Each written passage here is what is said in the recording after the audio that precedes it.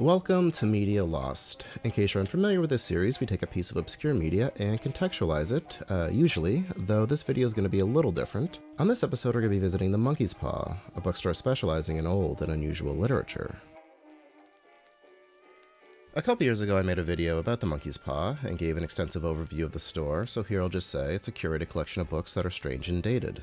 I see it as a celebration of printed media, a sort of art installation masquerading as a bookshop. It's my favorite store in Toronto, and I like to share some of what it has to offer.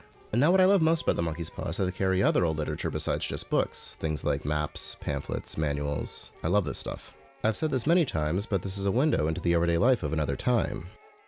On my last visit, I picked up this McDonald's growth chart from 1978, featuring characters from McDonald Land. McDonald Land was a marketing campaign created for McDonald's in the early 1970s by the firm Needham, Harper & Steers, whose previous clients included General Mills and Kraft Foods. They came up with a magical world where burgers grew in fields and mountaintops were sundaes. It was populated by Ronald McDonald, already the company's mascot for nearly a decade, and a rotating cast of villains out to steal his merchandise.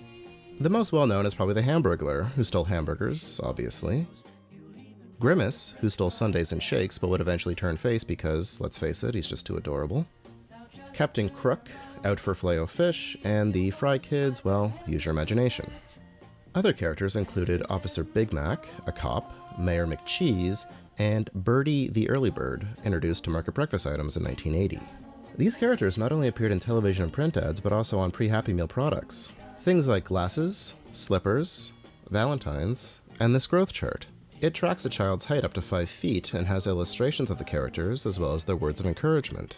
For being 40 years old, I can't believe how good a shape this is in. It's like it was printed yesterday. While we're on the subject of McDonaldland, I think it's interesting to note, a legal battle that began in 1971 between McDonald's and puppeteers Sid and Marty Krofft ended around this time. The Kroffts, who had created puppets for Hanna-Barbera's The Banana Splits, launched their own television show, H.R. Pufnstuf, in 1969. The show revolved around a kid who gets shipwrecked on Living Island, a surreal dreamscape watched over by Mayor H.R. Pufnstuf.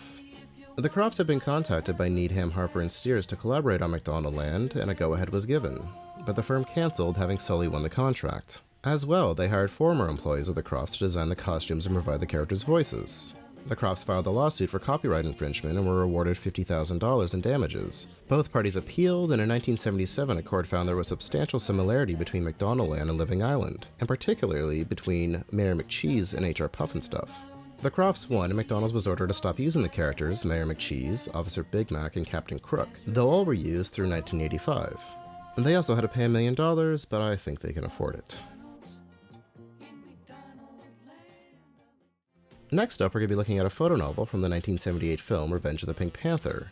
Now this is photonovel, trademarked, and I found a news article from 1978 explaining exactly what these were.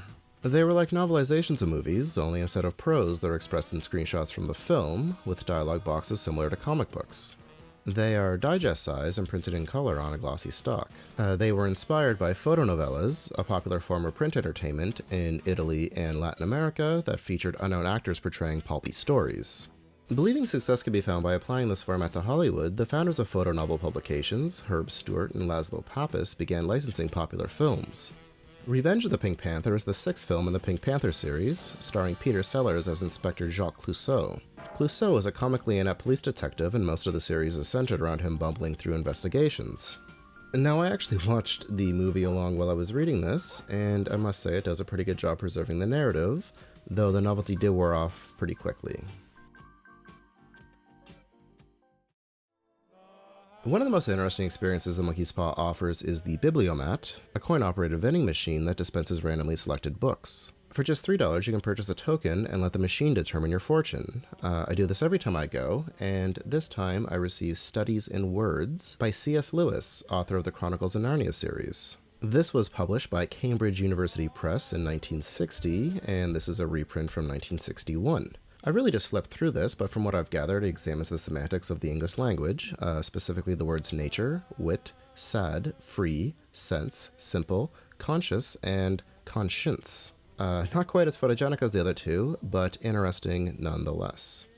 The Monkeys Paw is one of the coolest things Toronto has to offer, and if you're visiting, I can't recommend it enough.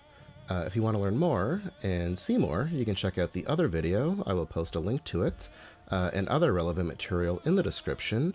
Obviously, please subscribe if you haven't, give us a like and share this video, tell a friend, and of course, thanks for watching.